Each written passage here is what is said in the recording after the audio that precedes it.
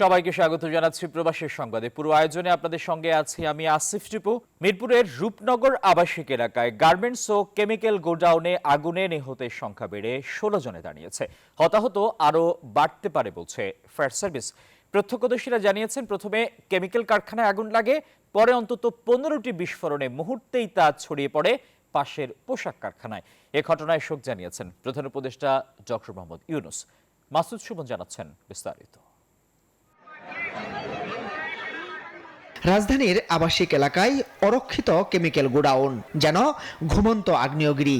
বসতি পাশে রেখেই চলতে গিয়ে সামান্য অঘটনেই ঝরছে নগরবাসীর প্রাণ। মঙ্গলবার পৌনে 12টার দিকে মিরপুরের রূপনগর আবাসিক এলাকায় কসমিক ফার্মা গার্মেন্টসের কেমিক্যাল গোডাউনে আগুন লাগে।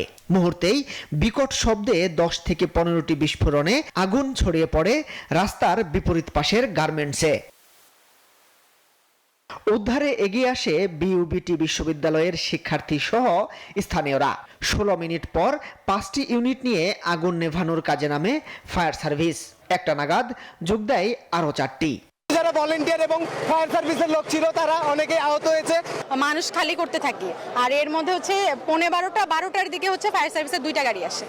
তারপরে হচ্ছে আসতে আরো 15 মিনিট পরে হচ্ছে ফায়ার সার্ভিসের অ্যাম্বুলেন্স আছে। হঠাৎ করে আপনার গ্যাস সিলিন্ডার হয়ে যায়, বাস্ট হয়ে তখন অপোজিট পাশে লেগে যায়, ওখান থেকে তার পাশের রুমে লেগে যায়। বেলা বাড়ার সাথে সাথে কারখানায় কাজ করা শ্রমিকদের স্বজনদের ভিড় বাড়তে থাকে আশেপাশে। আহত বেশ কয়েকজনকে নেওয়া হয় হাসপাতালে। মায়া জামাই পাইতাছি না, নাম হয়েছে মা দিয়ে সুলতানা আর জয়। আমি কইছি বাবা তুমি কই আছো? বাবা আমি তো বাড়িতে আছি না, আগুন লেগে গেছে গা। উদ্ধার তৎপরতা দেখতে আসেন ঢাকা মহানগর উত্তর বিএনপির আহ্বায়ক আমিনুল হক। ফায়ার সার্ভিস, সেনাবাহিনী, বিজিবি, পুলিশ, বিএনসিসির চেষ্টায় 5 ঘন্টায় নিয়ন্ত্রণে আসে গার্মেন্টসের আগুন। বিকেল 4টায় শুধুমাত্র গার্মেন্টসে 16 জনের মৃত্যু নিশ্চিত করে ফায়ার সার্ভিস। জানায়, প্রাথমিকভাবে পুড়ে যাওয়া মৃতদেহের লিঙ্গ শনাক্ত সম্ভব হয়নি। আমাদের সার্চিং অপারেশন এখনো চলমান রয়েছে। সার্চ করে দেখতে হবে, এখানে কোনো এরকম লাশ পড়ে থাকতেও পারে। কেমিক্যাল গোডাউনেও হতাহতের শঙ্কা রয়েছে বলেও জানায় ফায়ার সার্ভিস। এখনো আগুনের কারণ জানা যায়নি। ঘটনার পর থেকেই পলাতক কারখানার মালিক। মাসুদ সুমন, নিউজ 24, ঢাকা। আরো খবর জানাতে ঘটনাস্থল থেকে সরাসরি যুক্ত আছেন সহকর্মী বদরুল আলম শাওন। শাওন, এই মধ্যরাতে ঘটনাস্থলের কি চিত্র দেখছেন? এখনো কেউ নিখোঁজ রয়েছেন কিনা? যেহেতু কেমিক্যাল গোডাউনে আগুন লেগেছে, দাহ্য পদার্থ থেকে পুনরায় আগুন লাগার সম্ভাবনা রয়েছে। ফায়ার সার্ভিসের বিষয়ে কি বলবেন? এখন কিন্তু এইখানে আসলে যারা এখানে ভিড় করেছেন মূলত তারা এখানকার আশেপাশে এলাকাবাসী, উৎসুক জনতা। আমরা এখনো স্বজন খুঁজছেন এমন কাউকে আসলে পাইনি। আপনি দেখতে পাচ্ছেন আমার পেছনে কিন্তু এই যেই কেমিক্যাল গোডাউনটিতে এবং কারখানাটিতে গার্মেন্টসের যেটি রয়েছে সেটিতে আগুনের ঘটনা ঘটেছিল, সেটি আমার সামনেই রয়েছে। মূলত কেমিক্যাল গোডাউনের বেশ কিছু কেমিক্যাল জাতীয় দাহ্য পদার্থ থাকায় সেখানে কিন্তু এখনো আসলে ফায়ার সার্ভিসের যারা কর্মী রয়েছেন তারা কিন্তু ভেতরে ঢুকতে পারেননি। মূলত তারা এখানে ফায়ার সার্ভিসের স্বয়ংক্রিয় যে চালকবিহীন যান রয়েছে সেই যানের মাধ্যমে আসলে ভেতরে পানি ছেটানো হচ্ছে। এখনো ফায়ার সার্ভিসের পক্ষ থেকে বলা হয়েছে যে আগুন নিয়ন্ত্রণে আসলেও তারা এখনো পুরোপুরি অগ্নি নির্বাপন হয়েছে কিনা সেটি এখনো তারা নিশ্চিতভাবে কিন্তু বলতে পারছেন না। তারা যেটি বলছেন যে আমরা দেখতে পাচ্ছি যে এখনো কিন্তু মূলত কেমিক্যালের গোডাউনটি থেকে ধোঁয়া বের হচ্ছে এবং ফায়ার সার্ভিসের লোকজন যারা এখানে রয়েছেন দায়িত্বশীল তারা যেটি বলছেন যে যখন এখানে বিভিন্ন কেমিক্যালের কারণে যখন ধোঁয়ার পরিমাণ কমে যায় তখন তারা আসলে এই স্বয়ংক্রিয় যে যানটি রয়েছে সেই যানটির মাধ্যমে তারা পানি দিয়ে থাকেন। কারণ হচ্ছে যখন ধোঁয়া বের হয়, বেশি আবার বের হয়, তখন কিন্তু এই পানি দেওয়ার কারণে এক ধরনের বিক্রিয়া ঘটে এবং তারা এই গোডাউনের আশেপাশে কিন্তু আসলে কোনোভাবেই যাওয়া সম্ভব হচ্ছে না, যেহেতু গোডাউনটিতে বিস্ফোরণের কারণে যে বিষাক্ত গ্যাস যে ছড়িয়ে পড়েছে সেই গ্যাসের কারণে কিন্তু যাওয়া যাচ্ছে না। আপনি জানেন এখন পর্যন্ত কিন্তু 16 জন মানুষ কিন্তু এখানে মরদেহ এখান থেকে পাওয়া গেছে। এই মরদেহগুলো ঢাকা মেডিকেলে পাঠানো হয়েছে। পাশাপাশি 4 জনকে আমরা আহত হয়েছে বলে খবর পেয়েছি। এই ছিল আমার কাছে এখন পর্যন্ত সর্বশেষ টিপু। বদরুল আলম শাওন, আপনাকে ধন্যবাদ। রূপনগরের ৩ নম্বর সড়কের গার্মেন্টসগুলোতে সোমবারই অগ্নি নির্বাপনের মহড়া চালায় ফায়ার সার্ভিস। পরদিনই ঘটল এমন মর্মান্তিক ঘটনা। কেমিক্যালের গোডাউন থেকেই হয় আগুনের সূত্রপাত, বলছে ফায়ার সার্ভিস। ঘটনার শুরুতেই গার্মেন্টসের দরজায় তালা ঝুলিয়ে পালায় নিরাপত্তা কর্মী। প্রত্যক্ষদর্শীদের দাবি, এ কারণেই প্রাণ হারাতে হয় ১৬ জন কর্মীকে। আর এই হতাহতের দায় থেকে বাঁচতে পলাতক কেমিক্যাল গোডাউনের মালিক শাহ আলম। নাইমাল জিকুর রিপোর্টে দেখুন বিস্তারিত। বেলা 11:30টায় রূপনগর আবাসিকের ৩ নম্বর সড়কে থাকা কেমিক্যালের গোডাউনে সূত্রপাত হয় আগুনের। মুহূর্তেই সেই আগুন ছড়িয়ে পড়ে RN ফ্যাশন, বিসমিল্লা ফ্যাশন, স্মার্ট প্রিন্টিং সহ আশপাশে থাকা বেশ কয়েকটি কারখানায়। অগ্নিকাণ্ডের ভেতরে আটকে পড়া স্মার্ট প্রিন্টিং এর মালিক হান্নান তুলে ধরেন সেই ভয়াবহ দৃশ্যের কথা। বলেন, একের পর এক ঘটে বিস্ফোরণ। গেটের সামনে তখন সব আগুন জ্বলে। আমার যে মোটরসাইকেল ছিল, তারপর বাহিরে গাড়ি ছিল। এটা হলো কেমিক্যালের গোডাউন, এই পাশে হলো ওয়াশ। আমার ফ্লোরটা ওই পাশে অপোজিটে, তার পাশে আরেকটা ওয়াশ, তার পাশে আরেকটা ওয়াশ। 4-5টা ফ্লোরে একসাথে আগুন ধরে গেছে। ভেতর থেকে অক্ষত অবস্থায় ফিরে আসা আরো বেশ কয়েকজন কর্মী বলেন, আগুন ধরার পরপরই গার্মেন্টসটির দরজায় তালা দিয়ে পালিয়ে যায় নিরাপত্তারক্ষী। ফলে বের হতে পারেননি বেশ কয়েকজন শ্রমিক।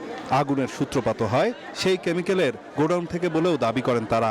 আগুনের তাপে আমি আর ওখানে কুলোতে পারিনি, দেখো পড়ছি। জানি ওই কেমিক্যাল থেকে ড্রাম বাস্ট হয়ে আগুন লেগেছে। সিমেন্টস কারখানায় তালা মারা রাখছিল। পরে আমরা কিছু জানি নেই, ওই সাইডে তো ভিতরে যাওয়া যায় না। এদিকে তো এদিকে করছি। লাস্টে মনে হয় আধা ঘন্টা পরে সেনাবাহিনী এসে ফায়ার সার্ভিসে এদিকে আর ভিতরে লোক যাইতে দেয় নাই। এই ঘটনায় কেমিক্যাল গোডাউনের মালিকের সাথে কথা বলতে তার বাসায় গিয়ে হাজির হয় নিউজ 24। তবে বাড়ির দারোয়ান জানায়, সকালে বের হলেও বাসায় আর ফেরেননি শাহ আলম। এখন তো কালকে রাত্রে আসছিল সকাল 9টার সময় বাড়িয়ে গেছে বাসা থেকে। এদিকে 13 অক্টোবর সোমবার ওই এলাকায় অগ্নি নির্বাপনের মহড়া চালিয়েছিল ফায়ার সার্ভিস। ওই দিন রূপনগরের 3 নম্বর সড়কের গার্মেন্টসগুলোতে অগ্নি নির্বাপন বিষয়ে প্রশিক্ষণ ভিডিও এটি। এর পরদিনই এমন মর্মান্তিক ঘটনায় হতবাক স্থানীয়রা। আবাসিক এলাকায় দীর্ঘদিন ধরে কেমিক্যালের এমন গোডাউন প্রশাসনের আড়ালে কিভাবে ছিল তা নিয়েও প্রশ্ন তোলেন এলাকাবাসী। নাইম আলচিকো, নিউজ 24, ঢাকা। মিরপুরে আরএমজি কারখানা ও রাসায়নিক গুদামে ভয়াবহ অগ্নিকাণ্ডে 16 জন নিহতের ঘটনায় তীব্র শোক প্রকাশ করে দায়ীদের বিরুদ্ধে কঠোর ব্যবস্থা গ্রহণের জন্য সরকারের প্রতি আহ্বান জানিয়েছেন বিএনপির ভারপ্রাপ্ত চেয়ারম্যান তারেক রহমান। মঙ্গলবার রাতে নিজের ভেরিফাইড ফেসবুক পেজে গভীর শোক প্রকাশ করেন তিনি। তারেক রহমান বলেন, মিরপুরের আরএমজি কারখানা ও রাসায়নিক গুদামে ভয়াবহ অগ্নিকাণ্ডে কমপক্ষে 16 জনের প্রাণহানির ঘটনায় গভীরভাবে শোকাহত তিনি। এ ধরনের মর্মান্তিক ঘটনার পুনরাবৃত্তি নিয়ে উদ্বেগ প্রকাশ করেন তিনি। আরো বলেন, এ ধরনের হৃদয় বিদারক ঘটনা বারবার ঘটে, যা শোক এবং অনেক প্রশ্ন রেখে যায়। দেশের সংকটকালে রেমিটেন্স পাঠিয়ে অর্থনীতি সচল রাখার জন্য প্রবাসীদের প্রতি কৃতজ্ঞতা প্রকাশ করেছেন প্রধান উপদেষ্টা ডক্টর মোহাম্মদ ইউনূস। মঙ্গলবার ইতালির রোমে প্রবাসী বাংলাদেশি কমিউনিটির নেতাদের সাথে বৈঠকে তিনি এসব কথা বলেন। প্রধান উপদেষ্টা বলেন, ইতালিতে বাংলাদেশিরা দেশটির সংস্কৃতির সঙ্গে মিশে গিয়ে এখানকার সমাজ ও অর্থনীতিতে অবদান রাখার পাশাপাশি রেমিটেন্স পাঠিয়ে বাংলাদেশের অর্থনীতিকে সমৃদ্ধ করছেন। রোমের মেয়রের সঙ্গে সাক্ষাতের বিষয়ে প্রধান উপদেষ্টা বলেন, বাংলাদেশি অভিবাসীদের বিষয়ে মেয়র খুব ইতিবাচক কথা বলেছেন। অবৈধ অভিবাসীদের নিরুৎসাহিত করে মেয়র বিকল্প হিসেবে বৈধভাবে বাংলাদেশিদের গ্রহণের বিষয়ে আগ্রহ দেখিয়েছে। আপনাদের কাছে আমরা খুবই কৃতজ্ঞ, বাংলাদেশ এজ এ হোল, সবাই, বাংলাদেশের সবাই কৃতজ্ঞ। এই অভ্যুত্থানের যে সময় আমরা যে সরকার পেলাম, যে অবস্থা পেলাম, এটা লন্ডভন্ড অবস্থা, টাকা পয়সা সব খালি, চলাফেরার কোনো বেতন দেবার উপায় নাই, মানুষের টাকা পরিশোধ করার উপায় নাই, আন্তর্জাতিক পরিশোধ করার উপায় নাই, একদম তলানিতে আমরা। তো বুঝতে পারছিলাম না যে কোথার থেকে আমরা রওনা হবো, কোথার থেকে আমরা কাজ করব। তো তখন আমাদের একটা আস্থা আসলো যে আপনাদের রেমিটেন্স, এই রেমিটেন্স না হলে এই সরকার টিকে থাকা বড় মুশকিল হতো। আর্থিক ও বাণিজ্য খাতে অন্তর্বর্তী সরকারের সংস্কারের ফলে আগামীতে দেশে মার্কিনীদের ব্যবসা বাড়বে বলে মনে করেন অর্থ উপদেষ্টা ডক্টর সালেউদ্দিন আহমেদ। সোমবার যুক্তরাষ্ট্রের ওয়াশিংটনে ইউএস চেম্বারের সঙ্গে এক বৈঠকের পর এমন প্রত্যাশার কথা জানান তিনি। বলেন, আগামী 3 মাসের মধ্যে আর্থিক ও বাণিজ্যিক খাতের সংস্কার আরও দৃশ্যমান হবে। বিশ্বব্যাংক এবং আইএমএফ এর সদস্য দেশগুলোর পদচারণায় মুখর যুক্তরাষ্ট্রের রাজধানী ওয়াশিংটন ডিসি। সোমবার সকালে শুরু হয় উন্নয়ন সহযোগী সংস্থা দুটির বার্ষিক সম্মেলন। এদিন মার্কিন চেম্বার অব কমার্সের সঙ্গে বৈঠক করেন অর্থ উপদেষ্টা ডক্টর সালেউদ্দিন আহমেদ, বাংলাদেশ ব্যাংকের governor doctor Ahsan H Mansur সহ সরকারের উচ্চ পর্যায়ের প্রতিনিধিরা। এ সময় মার্কিন ব্যবসায়ীদের কাছে সংস্কারের চিত্র তুলে ধরা হয়। পরে অর্থ উপদেষ্টা জানান, সরকারের সংস্কার কার্যক্রমের কারণে দেশে আগামীতে মার্কিনীদের ব্যবসা বাড়বে। সার্বিকভাবে সামষ্টিক অর্থনীতির উন্নতি হয়েছে, আপনার ফরেন এক্সচেঞ্জ মার্কেট ঠিক হয়েছে, রিজার্ভ বেড়েছে, ব্যাংকিং সেক্টর রিঅর্গানাইজেশন হচ্ছে। আর বিশেষ করে প্রাইভেট সেক্টরে কিছু পেমেন্ট ছিল, সেগুলো আমরা সব ক্লিয়ার করে দিয়েছি। সব দিক থেকে আমাদের যে রিফর্মগুলি করেছে এটা কন্টিনিউয়াস, বাট এটার একটা ফলটা ওরা দেখতে পাচ্ছে এবং সামনে যাওয়ার যে ক্ষেত্র তৈরি হচ্ছে এটা সুস্পষ্ট এবং শোন দ্য ইন্টারেস্ট যে তারা বাংলাদেশের সাথে ব্যবসা বাণিজ্য করবে, যা করছে সেটা আরো বাড়াবে। উপদেষ্টা বলেন, বাণিজ্য নীতি, বীমা ও রাজস্ব খাতের সংস্কার পরিকল্পনা বাস্তবায়ন হলে দেশে মার্কিন ব্যবসায়ীদের আসা যাওয়া বাড়বে। অলরেডি ওরা দেখেছে আমরা অন্যান্য জিনিসগুলো আমরা প্রাইভেট বিজনেস কারে ফ্যাসিলিটেট করতে চেষ্টা করছি বিভিন্ন ইস্যুতে। আর কিছু তাতে কিছু ইস্যু আছে, কিছু যেগুলো রেগুলেটরি রিফর্ম, ট্যাক্স রিফর্ম, এগুলো আমরা দৃষ্টি আকর্ষণ করেছি। এগুলো আমরা বলছি এগুলো অলরেডি আমরা নজর দিই। ডক্টর মোহাম্মদ ইউনূস দায়িত্ব নেয়ার পর স্বল্প সময়ে অর্থনীতি আবারও ঘুরে দাঁড়াতে শুরু করায় ইউএস চেম্বারের নেতারা অন্তর্বর্তী সরকারের প্রশংসা করেছেন বলেও জানান বৈঠকে অংশ নেয়া সরকারের প্রতিনিধিরা। হোসাইন শাহাদাত, ডেস্ক রিপোর্ট, নিউজ 24। লন্ডনে উৎসব মুখর পরিবেশে অনুষ্ঠিত হলো দ্বাদশ মুসলিম চ্যারিটি রান। রোববার পূর্ব লন্ডনের ভিক্টোরিয়া পার্কে আয়োজিত এই চ্যারিটি রানে অংশ নেন ১৫০০-এরও বেশি মানুষ। ইস্ট লন্ডন মসজিদ সহ ৪০টি চ্যারিটি সংস্থার উদ্যোগে অনুষ্ঠিত এই আয়োজনে সংগ্রহ করা হয় প্রায় ৩ লাখ পাউন্ড। গত ১২ বছরে এই উদ্যোগের মাধ্যমে মোট ১.৫ মিলিয়ন পাউন্ড তহবিল সংগ্রহ হয়েছে, যা ব্যয় করা হয়েছে বিশ্বজুড়ে মানবিক কর্মকাণ্ডে। সকাল 10:30টায় হুইসেলের সঙ্গে শুরু হয় 5 কিলোমিটার দৌড়। মাত্র 20 মিনিট 5 সেকেন্ডে দৌড় শেষ করে 31 থেকে 45 বছর বয়স ক্যাটাগরিতে প্রথম হন আব্দুল্লাহ কিজিথো। বিজয়ীদের হাতে পুরস্কার তুলে দেন টাওয়ার হ্যামলেটস কাউন্সিলের নির্বাহী mayor Lutfur Rahman. East London মসজিদের সিইও জুনায়েদ আহমেদের সঞ্চালনায় অনুষ্ঠানে বক্তব্য রাখেন চেয়ারম্যান ডক্টর আব্দুল হাই মোর্শেদ।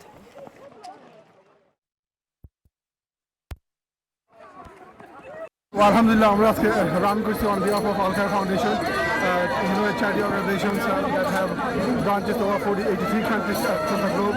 আল খায়ের ফাউন্ডেশন থেকে আমি এবার এই চ্যারিটি রানে অংশগ্রহণ করেছি। আমরা আলহামদুলিল্লাহ আমরা গাজার জন্য চেষ্টা করেছি। ইসলামের মসর প্রজেক্ট থেকে এগুলো করছে। আলহামদুলিল্লাহ আমরা প্রায় 15 জন ভাইয়ের অংশগ্রহণ করছেন আজকে। আলহামদুলিল্লাহ ইজ এ নাইস ইভেন্ট, সারা কমিউনিটির লাগে যে সুন্দর একটা দিন। The medal win the fact that you come out on the winter day morning to participate and raise money for your cause is excellent. বিএনপিকে আরো শক্তিশালী ও গতিশীল করতে ইতালি উত্তর ও দক্ষিণ এই দুই অংশে বিভক্ত করার দাবি জানিয়েছে ইতালি বিএনপির নেতাকর্মীরা। রবিবার ইতালির পাদোভায় বিএনপির নেতাকর্মীরা দুই অংশে ভাগ করার দাবি জানান। প্রায় ১৫০০ নেতাকর্মীর উপস্থিতিতে অনুষ্ঠিত এই সমাবেশে সংগঠনকে আরও গতিশীল করার আহ্বান জানানো হয়। তাদের অভিযোগ, ভৌগোলিকভাবে ইতালি একটি লম্বা দেশ হওয়ায় উত্তরাঞ্চলের নেতাকর্মীরা রাজধানী রোম সহ দক্ষিণাঞ্চলের বিভিন্ন শহরে গিয়ে আনুষ্ঠানিক কার্যক্রমে অংশ নিতে পারেন না। তাদের প্রত্যাশা, ইতালি বিএনপি উত্তর গঠন করা গেলে প্রবাসী দলের কর্মকাণ্ড আরও সুসংগঠিত হবে, শক্তিশালী হবে বিএনপির অবস্থানও। পদে পদে প্রতিটি স্তরে ইতালি উত্তর অবহেলিত ছিল। দলের কাজ করবে, দলের দিক নির্দেশনা দিবে, জনগণের কাজে আসবে, সেই নেতারই বাংলাদেশ জাতীয়তাবাদী দল উত্তরের সকল কর্মীদের নেতৃবৃন্দ যারা এখানে আসছেন, আমরা আপনাদেরকে আন্তরিকভাবে ধন্যবাদ জানাচ্ছি। ইতালির ভেনিস শহরকে পরিষ্কার পরিচ্ছন্ন রাখতে স্থানীয় বাঙালি কমিউনিটিকে সচেতন করতে এক বিশেষ সংবাদ সম্মেলন অনুষ্ঠিত হয়েছে। ভেনিস বাংলা স্কুলের প্রতিষ্ঠাতা সৈয়দ কামরুল সারোয়ারের প্রচেষ্টায় এবং ভেরিতাস অফিসের সহযোগিতায় এই পরিচ্ছন্নতার উদ্যোগ নেওয়া হয়। সংবাদ সম্মেলনে ভেরিতাসের ডিরেক্টর জেনারেল আন্দ্রেয়া রাসিনি এবং ভেনিস কমনের মাসি মিলিয়ানো দে মার্তিন বক্তব্য রাখেন। তারা জানান, কমিউনিটিকে সচেতন করতে লিফলেট বিতরণ, বিলবোর্ডে বিজ্ঞাপন এবং ডাস্টবিনে বাংলা লেখা যুক্ত করে সচেতনতামূলক কার্যক্রম চালানো হবে। লেবাননে নিযুক্ত বাংলাদেশের রাষ্ট্রদূত ও সাইপ্রাসে বাংলাদেশের high commissioner major general Mohammad Zubair Salehin consular সেবার কার্যক্রম পরিদর্শনের উদ্দেশ্যে সাইপ্রাস সফর করেছেন। 11-12 অক্টোবর সাইপ্রাস সফরকালে তিনি বৈরুতে অবস্থিত বাংলাদেশ দূতাবাসের কনসুলার ও কল্যাণ টিমের কার্যক্রম পর্যবেক্ষণ করেন এবং প্রবাসী বাংলাদেশিদের সঙ্গে মতবিনিময় করেন। প্রবাসীদের সেবার মান উন্নয়ন ও ই পাসপোর্ট এবং জন্ম নিবন্ধন সংক্রান্ত সমস্যার দ্রুত সমাধানের আশ্বাস দেন রাষ্ট্রদূত। কমিউনিটিতে ঐক্যবদ্ধ থাকার লক্ষ্যে বৈষম্য এবং অনিয়মের বিরুদ্ধে হবিগঞ্জ জেলা অ্যাসোসিয়েশন ইন স্পেন এক সুধী সমাবেশের আয়োজন করেছে। সংগঠনের সভাপতি আলী হোসেন চৌধুরী ও সাধারণ সম্পাদক রুবেল রানা অনুষ্ঠান পরিচালনা করেন। বৃহত্তর সিলেটের শীর্ষস্থানীয় নেতৃবৃন্দের মধ্যে আসাদুজ্জামান রাজ্জাক, কামরুজ্জামান সুন্দর, আব্দুল মুজাক্কির, সাইদ আহমেদ, জুয়েল আহমেদ মালেক সহ অনেকে বক্তব্য রাখেন।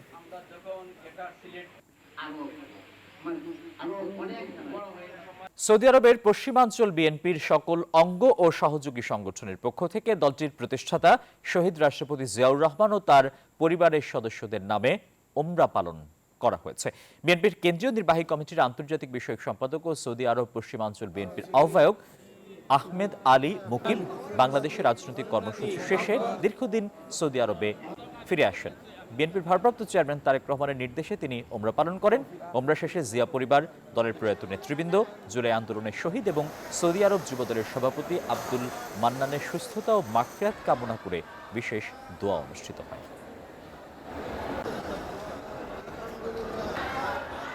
কুমিল্লা বিভাগ বাস্তবায়নের দাবিতে সমাবেশ করেছে বৃহত্তর কুমিল্লা প্রবাসী কল্যাণ ফোরাম বাহরাইন। রাজধানীর মানামার একটি হোটেলে 12 অক্টোবর কুমিল্লাবাসীর প্রাণের দাবি নিয়ে আয়োজিত অনুষ্ঠানের সভাপতিত্ব করেন কুমিল্লা প্রবাসী কল্যাণ ফোরামের প্রধান পৃষ্ঠপোষক মোহাম্মদ জসিমউদ্দিন। ব্যবসায়ী ও সমাজসেবক আইনুল হক সরকার ছিলেন প্রধান অতিথি। গেস্ট অফ অনার ছিলেন ব্যবসায়ী ও সমাজসেবক আকবর হোসেন কোচি। বিশেষ অতিথি ছিলেন বাংলাদেশ ইউথ ক্লাবের সভাপতি মোহাম্মদ ইমন, মোহাম্মদ সেলিম, আব্দুল গনি মজুমদার, খায়রুল বাশার সহ আরো অনেকে। বিরোধী পর স্বাগত জানাচ্ছি আরও একবার। রাত পোহালেই চট্টগ্রাম বিশ্ববিদ্যালয় কেন্দ্রীয় ছাত্র সংসদ চাকসু নির্বাচন ঘিরে এখন পুরো ক্যাম্পাসে উৎসবের আমেজ। ভোটের সব প্রস্তুতি সম্পন্ন করেছে নির্বাচন কমিশন। কয়েক স্তরের নিরাপত্তার পাশাপাশি প্রয়োজনে সেনাবাহিনী মোতায়েনের কথা জানিয়েছে বিশ্ববিদ্যালয় প্রশাসন। চট্টগ্রাম বিশ্ববিদ্যালয় থেকে তামিম আহমেদ শরীফের পাঠানো তথ্য এবং ছবিতে ডেস্ক রিপোর্ট। সবুজ পাহাড়ে ঘেরা চট্টগ্রাম বিশ্ববিদ্যালয় ক্যাম্পাসে ভোটের আমেজ। 3.5 দশকের অপেক্ষা শেষে বুধবার চাকসু নির্বাচন। এরই মধ্যে সব প্রস্তুতি শেষ করেছে নির্বাচন কমিশন। আসতে শুরু করেছে ব্যালট বাক্স। আমরা আশা করব যে বিশ্ববিদ্যালয় প্রশাসন এবং নির্বাচন কমিশন স্টুডেন্টের কল্যাণের জন্য একটি সুষ্ঠু এবং সুন্দর নির্বাচন আমাদেরকে উপহার দেবে ইনশাল্লাহ। এবং সুষ্ঠু যোগ্য নেতারা যেন সিলেকশন হয় এবং শিক্ষার্থীদের দাবিগুলো যেন সবার সামনে তুলে ধরতে পারে। আমরা সাধারণ শিক্ষার্থী হিসাবে প্রতিনিধি অবশ্যই চাই, কিন্তু আমরা সংঘর্ষ বা কোনো মারামারি, কোনো ঝই ঝামেলা এটা কখনোই চাই না।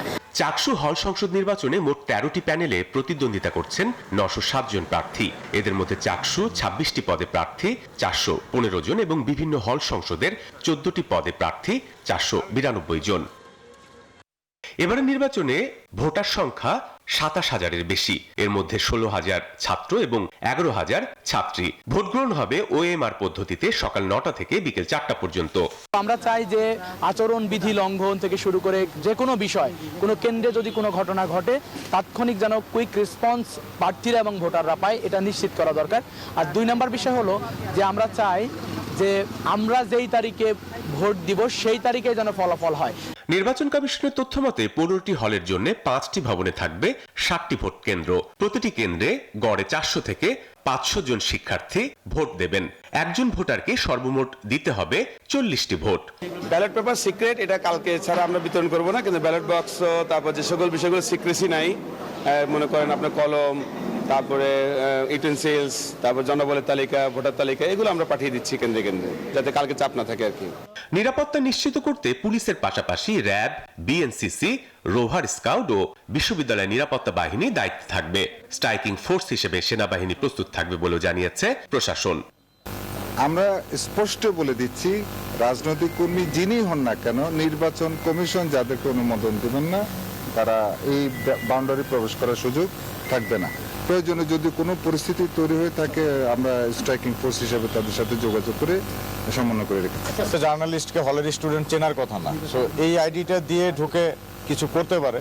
তো আমি আপনাদের অনুরোধ করব সকল জার্নালিস্ট আইডিটা একদম গলায় ঝুলিয়ে ভিজিবল ভাবে রাখবেন। দীর্ঘ ৩৫ বছর পর এই চাকসু নির্বাচন ইতিহাসের এক নতুন অধ্যায়। শিক্ষার্থীদের আশা এই নির্বাচন হবে অবাধ, নিরপেক্ষ এবং উৎসবমুখর। Desk report, news 24। আর এই ছিল এখনকার আয়োজন। সবাইকে ধন্যবাদ।